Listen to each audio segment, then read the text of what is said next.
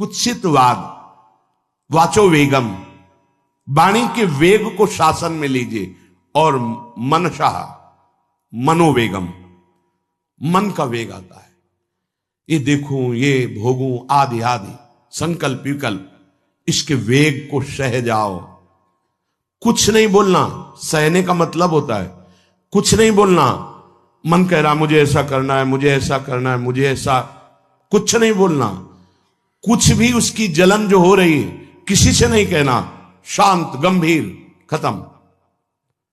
पर उपासक क्या करता है, जो कच्चा उपासक है, नहीं नहीं अब मेरे मन में आ रही, मेरे मन में जलन हो रही, मुझे ऐसा करना है, मुझे ऐसा नहीं। शांत, ना बोलना है जो मन में आ रहा है, ना उसकी जलन पर ध्यान देना है, अपने मंत्र नाम उपासना कर्तव्य में लगे रहो, शांत हो जाएगा। इसके शांत करने की युक्ति है, इसे मतलब मत रखो। जैसे एक पागल आदमी रोड में खड़े तुम्हारे ऊपर कंकड़ फेंके, थूके, गाली दे, तो अपने लोग क्षमा भाव से कि वो पागल है, ऐसे मन अभी पागल है, इसके निर्णय पे ना हो। ये क्षण क्षण में बदल, इसको भजन से मतलब नहीं है, इसको क्षण क्षण में नवीन नवीन प्रपंच चाहिए। ये मनशा वेगम, मनोवेगम, इसका स्वरूप यही है, यही बंधन और मोक्ष का कारण है। ये क्षण क्षण में प्रपंच चाहता है। 5 ज्ञानेंद्रियों के द्वारा ये जाल रचा करता है जीव को फंसाने का। जहां हो, जैसी परिस्थिति में हो, बहुत अच्छी परिस्थिति भगवान ने दी, उसी परिस्थिति में भजन कर ले जाओ। परिस्थिति बदलने की जरूरत नहीं है, भजन करने की जरूरत है। भजन कर ले गए तो स्थिति बदल जाएगी, परिस्थिति नहीं। परिस्थितियां कहीं भी अनुकूल नहीं होती, स्थिति अनुकूल बनाई जाती। भजन के द्वारा स्थिति, जीवन में कभी कोई परिस्थिति ही ऐसी नहीं रही जिसमें भजन किया जा सके। जीवन में पूरे, अगर पूरे जीवन के तारतम्य को देखते हैं तो एक कष्ट की वेदी पर स्वाहा ही स्वाहा होता रहा है। जीवन की आहुति केवल कष्ट पर, और आज भी कष्ट ही कष्ट। फिर आप सोचोगे सुख किसे कहते हैं? ऐसे कांटों वाले पेड़ पर ऐसा सुगंधित फूल खिलता है कि जिससे परमात्मा मुग्ध हो जाता है। जीवात्मा नहीं, परमात्मा मुग्ध हो जाता है। वो ये मार्ग है। उस सुमन को लेकर वो अपने श्रृंगार में लगा लेते हैं। सुमन, सुंदर मन, ये कांटों पे खिलता है। जैसे गुलाब का फूल कांटों पे नहीं खिलता, हाँ ये कांटे हैं। हर द्वंद की पीड़ा को सहता हुआ जब उपासक आगे बढ़ता है तब सुमन खिलता है। उस सुमन को प्रियाजू अपने केश पास पे धारण करती है। उस सुमन को प्रियाजू अपने कर कमल में लेती है। अगर आप सहना नहीं सीखे, मांगे बनी रही हृदय की, ऐसा हो तो भजन हो सकता है, ऐसा हो तो भजन, तो लिख लो आप। मन बहुत चंचल है, इसको हर समय नवम नवम नवम, जहां जैसी परिस्थिति उसी में भजन करके निकल चलो।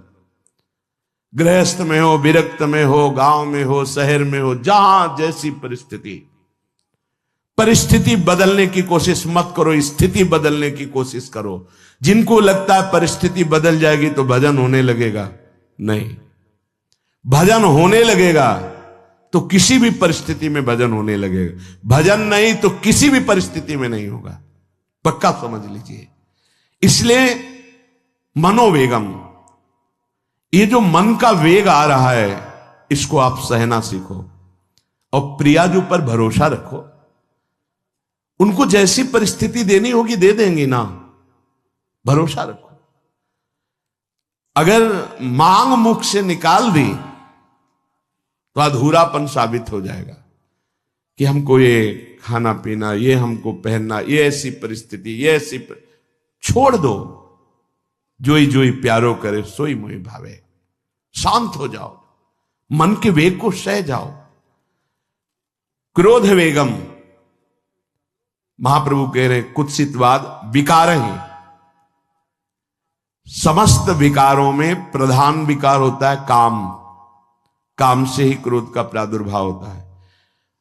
क्रोध एक वृत्ति है जो आने जाने वाली, स्थायी कोई नहीं है। जिस समय आपके अंदर क्रोध आए इस समय मौन होकर हट जाइए वहां से, तुरंत जाकर थोड़ा ठंडा पानी पिए, प्रभु के चरणारविंद की तरफ अपनी वृत्ति को ले जाने की कोशिश कीजिए। उस व्यक्ति से चिंतन हटाइए जिससे क्रोध आ रहा है, उस व्यक्ति की उस क्रिया से चिंतन हटाइए जिससे क्रोध आ रहा है, हट जाइए। ये क्रोध का वेग अगर आता रहा तो भजन करने पर भी अनुभव नहीं हो पाएगा। एक बार अच्छे से क्रोध आ जाए, अंदर हृदय जल जाए, तो 1 महीने भजन के प्रभाव को रोक देता है पूज्य बाबा के उसमें। फिर आप अगर 12 बार साल में आ गया तो क्या अनुभव में आ गया। इसीलिए 20-20, 50-50 वर्ष हो रहे हैं, कुछ अनुभव में नहीं आ रहा। बहुत सावधान। क्रोध हमारा नाश करता है, किसी और का नहीं। हमारे भजन का, हमारे हृदय के आनंद का, हमारी वृत्ति का बड़ा हल्का स्वरूप हो जाता है क्रोधी पुरुष का। इसलिए क्रोध को सहना है, उसके वेग को सहना है। वाणी के वेग, मन के वेग और क्रोध के। अगर क्रोध के वेग को सह गए तो अगला है हिंसा का वेग। वो अपने आप सह जाओगे, क्योंकि क्रोध से ही हिंसा होती है। हिंसा का वेग, वाणी के द्वारा बहुत हिंसा होती है। ऐसे कठोर वचन बोल दिए जाते हैं जो हृदय को चुभते रहते हैं। बाहर का डंडा लगा है, पिटाई हुई तो 2-4 दिन में ठीक हो जाएगा, लेकिन हृदय में जब पिटाई की जाती कठोर वचन के द्वारा, तो 10 साल बाद अगर दिखाई दे तो फिर ये वो बोला था, ऐसा बोला था, वो हृदय में घाव बना रहता है। वाणी का हिंसात्मक स्वरूप प्रायः क्रोधी जनों में ही पाया जाता है। अगर क्रोध वेग को सह गए तो वाणी के द्वारा हिंसा नहीं होगी, और मन के द्वारा मलिन हृदय में हिंसा का भाव होता है कि चलो हम वैष्णव में मारेंगे तो नहीं, पीटेंगे तो नहीं आपको, लेकिन भगवान तुम्हारा नाश करेंगे, भगवान बहुत जल्दी, ऐसा भाव मन में, ये भी हिंसा है शरीर के द्वारा। तो ना वाणी के द्वारा, ना मन के द्वारा, ना शरीर के द्वारा। क्यों? उसके हृदय में भगवान बैठे हैं, हमको उनको रिझाना है, हमें निर्दोष होकर भगवत प्राप्ति करनी है। ये हजारों दोषों की पंक्तियां यहां हैं। कोई कह दे हम निर्दोष हैं, हमें लगता है कि यही सबसे बड़ा दोष है। नहीं तो अंदर देखा जाए ना, तो क्रम क्रम से धीरे धीरे निर्दोष हुआ जा रहा है प्रभु की कृपा से। कोई जन्म से निर्दोष नहीं होता, वो तो अवतार होते हैं भगवान के।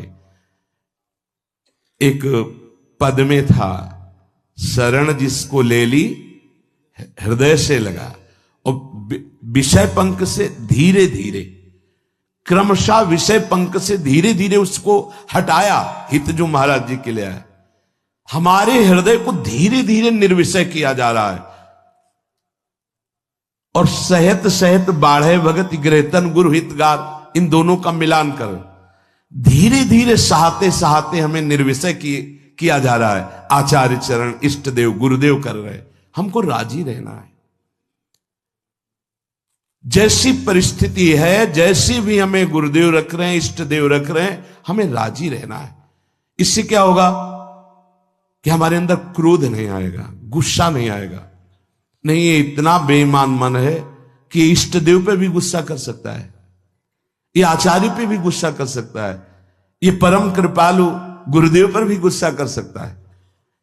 क्रोध वेग सह गए तो वाणी और मन और शरीर के द्वारा जो हिंसा का वेग है उससे बच जाएंगे।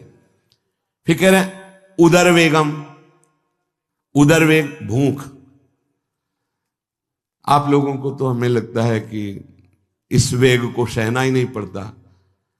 ये जो विरक्त गंगा किनारे घूमने वाले हैं, इनको ज्यादा इस वेग को सहना पड़ता था, क्योंकि प्रायः कभी ऐसे शाम के समय पहुंचना होता, जब आप गंगा किनारे नहीं रुक सकते तो आश्रम, अब वहां पूछ लिया तो पूछ लिया, नहीं पूछ लिया तो राधे श्याम पड़े। अगर कोई मंदिर मिल गया तो हम आश्रम आदि कोई खोजना ही नहीं, गांव में तो जाना ही नहीं है, क्योंकि नवीन अवस्था में कभी गांव में भिक्षा भी नहीं मांगी, आकाश वृत्ति का ही आश्रय लिया जो शास्त्र सम्मत। गांव में कभी पूरे जीवन में किसी गांव में किसी एक रात्रि किसी घर में कभी सहन नहीं। गांव के किनारे मंदिर मिला या कोई आश्रम संत जनों का, वहां भूख के वेग को जो सह जाए तो भजन में बहुत रुचि हो जाती, क्योंकि भजन से चित्त हटेगा तो भूख व्याकुल करेगी, और उसकी व्याकुलता से बचना है तो भजन में लगना पड़ेगा। और आपको सच्ची कहते हैं कि कई कई दिन भोजन न मिलने पर भी शरीर में गंगा जल के कारण कभी कमी महसूस नहीं हुई। जो दूध में पावर है उससे अधिक सामग्री गंगा जल में है। अब वो बहुत से ऐसे नगरों के समीप से गंगा मैया निकली जहां से बड़ी बड़ी फैक्ट्रियों का, तो नहीं, बहुत सुंदर गंगा जल, वो तो सुंदर है ही, था, है, रहेगा। अपने लोग बड़े बड़े ऐसे नाले ऐसे जिससे वो भाव तो है पर वस्तु तत्व तो है, पर जो दृश्य है वो अब गड़बड़ हो रहा है। ऐसे यही बड़ा नाला गिर रहा है सामने जाके, अब वहां ऐसे रज लेके ऐसे लगाओ तो दुर्गंध युक्त निकलेगी, क्योंकि वो ऐसे देखो तो ऐसे पदार्थ बहते नजर आ रहे कि अब ये दुर्भाग्य ही है समय का कि परम पावन गंगा यमुना जैसी नदियां जहां स्नान आचमन और भरपेट जल पीकर परम पवित्र और भगवदानंद में डूबा जाता था, वो भी सौभाग्य छिन रहा है। तो अगर सब सुविधा है तो भी हफ्ते 10 दिन में एक बार इस वेग को सहना तो सीखे। कस के भूख लगे और आज नहीं पाएंगे। एक दिन किसी व्रत का अनुष्ठान करने के लिए हम नहीं कह रहे, लेकिन इस वेग का आनंद तो लीजिए ना कभी। एक टाइम का छोड़ दीजिए, एक दिन केवल हफ्ते में, सुबह थोड़ा ले लिया, बस अगले सुबह लेंगे थोड़ा, तो आपकी दिनचर्या नहीं बाधित होगी। आपको तो मिल रहा है ना, मिल ही नहीं रहा था। जो उदर वेग है, भूख में भजन का एक तार जुड़ता है, ये देखा है। क्योंकि ना तो नींद आएगी और ना कहीं और कोई प्रपंच की गुंजाइश है, क्योंकि उदर वेग जब भूख से व्याकुल जी होता है तो बचने के लिए एक ही उपाय है, केवल भगवत चिंतन। हटो उसके चिंतन से।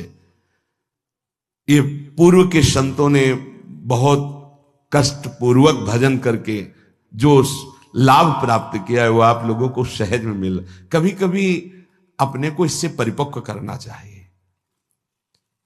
जैसे शास्त्रीय पद्धति में महीना में 2 तो व्रत है ही हैं, 15 दिन में एक एकादशी, 15 दिन में एक एकादशी।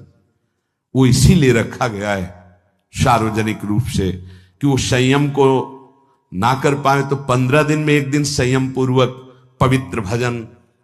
अपने लोग जानबूझकर हफ्ते में एक टाइम छोड़ दें या एक दिन कभी ऐसे, तो उदर वेग को सहते हुए भजन।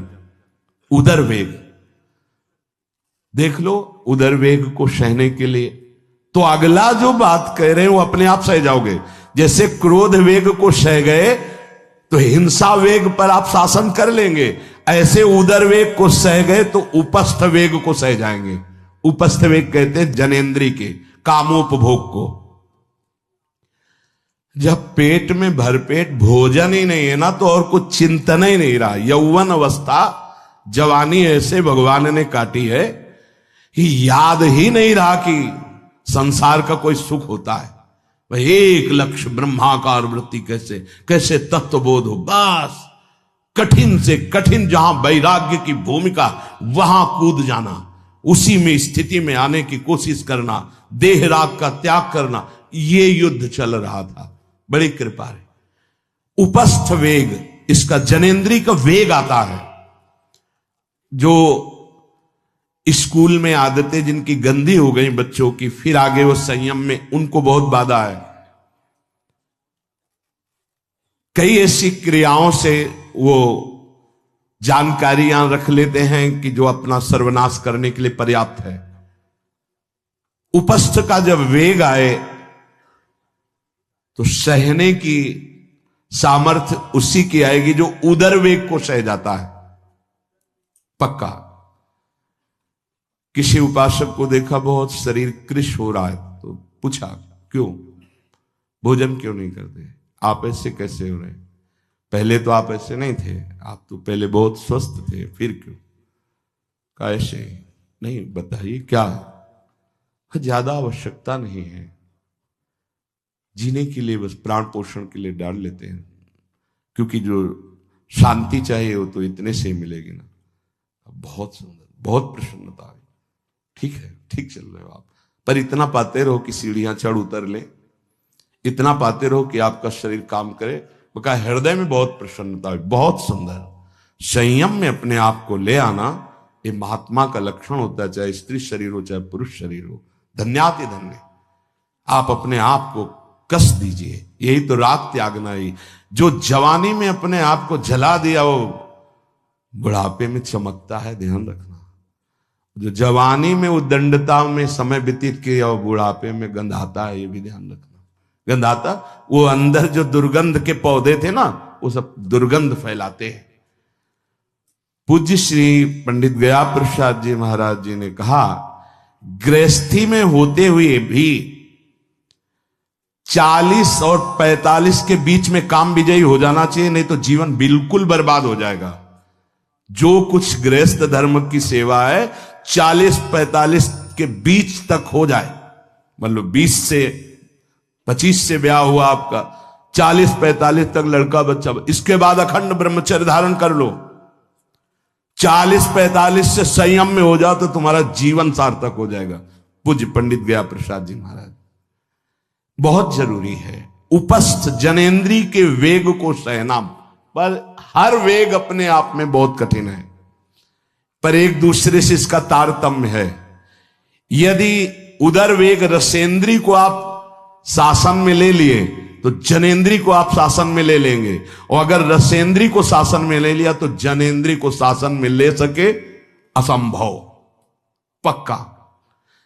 और जनेन्द्री रसेंद्री के सब खिलवाड़ चल रहे, तो परमार्थ और भगवत प्रेम प्राप्ति तो सब अभ्यास जिनका भगवदाकार हो गया है, वो विषयान ग्रहणंत मुंचंत हुआ। जब इंद्रियों पर शासन बाबा ने अपने किया तो 24 घंटे में एक कवल पाते थे, एक कवल, आश्चर्य होता है। ऐसे सामने दाल रोटी सान ली गई और एक कवल जितना, बाबा सिद्धासन पद्मासन का से। और जब भगवदानंद ब्रह्मानंद में 70 घरों में एक दिन में भिक्षा में जाते थे, एक दिन भिक्षा। अब वहां गए तो एक कवल तो पाया ना, तो 70 कवल हो गए। विषयान ग्रहणंत मुंचंत हुआ, कोई फर्क नहीं पड़ा। पर हम क्या होता है कि स्थिति होती नहीं तो सिद्धों की नकल करने लगते नहीं। पहले हम साधक हैं, पहले हमारी इन वेगों पर विजय प्राप्त करने की वृत्ति आनी चाहिए। वाणी का वेग, मन का वेग, क्रोध का वेग, हिंसा का वेग, उदर का वेग और जनेन्द्री का वेग, एतान वेगान सहते यस्तु विद्वान, वही शास्त्रों के रहस्य को जानने वाला परमार्थी है जो इतने वेगों को सह जाए। निंदा चास्य हृदयम नोपहन्यात, इसके बाद जब उसकी निंदा हो तो उस पर कोई फर्क नहीं पड़ना चाहिए। इसके बाद जो इन सब वेगों को सह गया है, अब उसकी निंदा हो रही, कोई निंदा कर रहा है तो उसको आनंद पूर्वक सह जाए। ऐसा क्यों कहा? इसके बाद अगर दोष है, निंदा हो रही, तब तो संभालना ही, ये गलती हो गई आपसे। जब आप दोष रहित है फिर निंदा हो रही तो आनंद पूर्वक आपको उसका विरोध नहीं करना, सहना है। क्योंकि ये सहना बिल्कुल भगवत साक्षात्कार के नजदीक ले जाएगा। देखो, अपमान, निंदा, तिरस्कार, असलियत में हम कैसे साधक हैं इन्हीं के द्वारा परिचय होता है। पूज्य स्वामी श्री अनंग बोधाश्रम स्वामी जी महाराज बड़े महापुरुष थे, जिनको स्वयं करपात्री जी महाराज मूर्तिमान ब्रह्म कह के साष्टांग दंडवत करते, दिगंबर रहते थे, नंग दड़न, केवल गंगा के ही तट पे। वो महीने 2 महीने में और कहीं नहीं जाते थे। एक बड़े वकील साहब थे, वो भिक्षुकों को रोटी दाल ऐसे रोज बंटवाते थे, उनकी पंक्ति में लगने जाते थे। महीने 2 महीने में एक बार पंक्ति में लगते थे जाके, नंग धड़ंग अवधूत वेश जटाएं, और जरूर ऐसी चेष्टा करते थे जिससे उनको धक्का मुक्की लगा दी जाए। तो एक दिन गए, लाइन में खड़े हुए, फिर 2 लोगों को क्रॉस करके आगे लाइन में, फिर आगे लाइन, तो जो नौकर डंडा लिए खड़े थे उन्होंने कहा तुम्हें बार बार मना किया, 1-2 डंडे लगे, फिर आगे जाके खड़े, तो धक्का मारा, पीछे किया। और ऐसा ये महीने 2 महीने में वहां सहने जाते थे। अचानक उस दिन वकील निकले, उन्होंने देखा अरे स्वामी अनंग बोधास, पता है तुम्हें कौन? साष्टांग दंड। उस दिन से जाना बंद कर दिया। फिर एक दिन गए थे प्रभुदत्त ब्रह्मचारी जी के यहां, कहां असनी है और कहां जोशी, गंगा किनारे पूरी रात चल करके पहुंचे। 2 बजे आवाज लगाई, ब्रह्मचारी।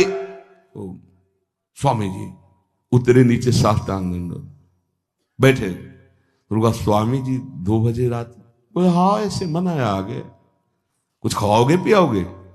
स्वामी जी, और वो भी परमहंस ब्रह्मचारी जी, बहुत संयमी महापुरुष प्रभुदत्त ब्रह्मचारी। टीन में कुछ आटा रखा, तो बोले स्वामी जी कहो तो रोटी बना दे। बोले हाँ बनाओ। रोटी और नमक ऐसे पाए, जितना टीन में आटा था सब पागल, जो 2-4 किलो जो भी। तो बोले स्वामी जी आटा तो खत्म हो गया। बोले हाँ, भोजन का स्वाद तो साधु ही जानता है। फिर उठे, झूसी से असनी फिर पैदल। हे संतों की मौत, अपमान, तिरस्कार, क्षुधा, हर वेग, ये हमारी कसौटी है। परमार्थ का पथिक चाहे जिस मार्ग का हो। देखो सुदामा जी गृहस्थ मार्ग के कितने उच्च कोटि के, नरसिंह मेहता गृहस्थ मार्ग में कितने उच्च कोटि के। एक कभी तो सौभाग्य ऐसा प्रभु देते जब कोई हमारी निंदा करता है, ये सौभाग्य है, हमें सहने का सौभाग्य मिलता है। कभी तो कोई अपमान करता है जब, तो भगवान से प्रेरित होकर वो सौभाग्य मिलता है। ये साधक को उस समय चिड़चिड़ा नहीं होना चाहिए, उस समय मुस्कुराना चाहिए कि आज मेरी स्थिति का थर्मामीटर डाला जा रहा है, कैसे हो, नहीं आनंदित है। पर देख लो, प्रशंसा होगी तो चेहरा खिला हुआ गुलाब के फूल की तरह मिलेगा, और निंदा होगी तो ऐसे होगा। ऐसा नहीं होना चाहिए। नहीं करत जे अनसहन निंदक, तीनों पे अनुग्रह कियो। इसीलिए पूज्य बाबा कह रहे कि इसके बावजूद, अर्थात समस्त वेगों को सहन करने के बावजूद, तुम्हारी जब निंदा हो और उसको सह जाओ, तब तुम परमार्थ के शूरवीर योद्धा कहे जाओगे। विपत्ति में सब साथ छोड़ देते तो हृदय के भी साथी साथ छोड़ते हैं, ध्यान रखना। जब विपत्ति आती है तो मन भी साथ देना बंद करने लगता है, विपरीत जाने लगता है, बुद्धि भी विपरीत जाने लगती है। इसलिए जो विपत्ति में अपने धैर्य और साहस को ना खोकर अपने सिद्धांत से चलता है उसे महात्मा कहते, चाहे वो गृहस्थ हो चाहे विरक्त हो। ध्यान दीजिए, संपत्ति में, अनुकूलता में तो सब सावधान होने की कोशिश करेंगे, बड़ी कृपा है भगवान की। यहां कहने विपत्ति में सब साथ छोड़ते हैं, ये जीवन में देखा है। विपत्ति में ना तो बाहरी कोई साथ देता है और ना मन साथ देता है, उस समय भजन साथ देता है, भजन। विपत्ति में हृदय को जो दृढ़ रखे, धैर्यवान और साहस बिल्कुल ना गिरने पावे, आगे बढ़ो, नाम जब तुम्हारा भजन वैसे ही चलना चाहिए, तब समझना चाहिए कि हमारी साधना परिपक्व। विपत्ति में कोई साथी नहीं होता, देखा गया है, कोई साथी नहीं। मन भी धोखा दे देता है, मन भी, अपना मन भी साथी नहीं, उस समय केवल भजन साथी होता है। तभी विपत्ति को कुंती जी ने मांगा, क्योंकि उस समय एक ही साथी होता है, हरि बस। संपत्ति में तो बहुत साथी मिल जाएंगे, अब तो साथी ही साथी हैं, जिधर देखो उधर साथी हैं। वो उस समय तो जिधर देखो उधर केवल हरि है, दूसरा कोई है नहीं। ये बड़ा सुख मिलता है जब तिरस्कार और विपत्ति एक साथ होती है, तो सीधे प्रभु से फोन में बात होती, सीधे प्रभु होते हैं कि आपके सिवा को। इसीलिए बहुत प्रवीण है कुंती माता, इसीलिए कहा कि मुझे विपत्ति दीजिए जो हर कदम में आपका स्मरण कराती है। अच्छा, प्रभु जब कृपा करते हैं तो ऐसी विपत्ति देते हैं कि अंतिम श्वास तक वो बनी ही रहती है, अंतिम श्वास तक बनी रहती है। हर कदम पर जैसे गार्ड रखा जाता है ना, सावधान, यहां से ऐसे ऐसे ऐसे हर समय विपत्ति महारानी सावधान, तुम्हारा जीवन कभी भी नष्ट हो सकता है, किसी भी क्षण नष्ट हो सकता है, इसलिए हर समय लक्ष्य पे रखो अपनी दृष्टि प्रिया प्रीतम पे। ये कृपा होती। तो उपासक को जब विपत्ति मिले, सब साथ छोड़ दें, मन भी ना लगे, तब धैर्य और साहस दोनों को सुरक्षित रखते हुए साधना में समय आया है, परीक्षा आई है, फेल मत हो, धैर्य पूर्वक डटे रहो, निकल जाएगा। ये तूफान है, मन का तूफान है, माया का तूफान, निकल जाएगा, आगे बढ़ो। अगर भूल गए तो इससे बड़ी कोई हानि नहीं होगी, ध्यान देना। साहानिस्तन महच्छिद्रम सा चांद्र जड़ मूढ़ता यन्मुहूर्तम क्षणार्धम वा वासुदेवम न चिंतेत। अय उपासक, वो मुहूर्त, वो आधा क्षण जिसमें आप अपने प्रभु को भूल गए, किसी भी प्रकार से अपमान को देखकर, निंदा को सुनकर, विपत्ति के चक्कर, सबसे बड़ी हानि हो जाएगी। आधे क्षण के लिए भी प्रभु को नहीं भूलना। सबसे बड़ी त्रुटि अंधापन, जड़ता, मूर्खता होगी कि उपासक निंदा सुनकर, अपमान की परिस्थिति में या विपत्ति में अपने प्रभु को भूल जाए। नहीं, एक क्षण के लिए भी नहीं, ना संपत्ति में भूलेंगे और ना विपत्ति में भूलेंगे। जो उपासक है वो ममता शून्य होता है, इसलिए उसका भजन नहीं रुक सकता। न शरीर पे ममता है, न किसी संबंधी पे ममता है, तो विपत्ति किस पे आएगी? इन शरीरों पर ही तो आती है। विपत्ति किस पे आएगी? संबंधों पर ही तो आएगी। तो उसका भजन क्यों नहीं रुकता? क्योंकि ममता शून्य है। इसीलिए इस ममता पर प्रहार गुरुदेव करते हैं, आचार्य शास्त्र करते हैं। ममता शून्य बनो, अपनी ममता केवल प्रियालाल से, तो भारी विपत्ति में भी हमारी ममता सुरक्षित श्यामा श्याम से, उनका चिंतन चलता है। एक एक कदम पर वो मुस्कुराते नजर आते हैं जब किसी का सहारा नहीं होता, किसी का भरोसा नहीं होता, कोई अपना नहीं होता है। ये जानबूझ करके किया जाता है, नहीं तो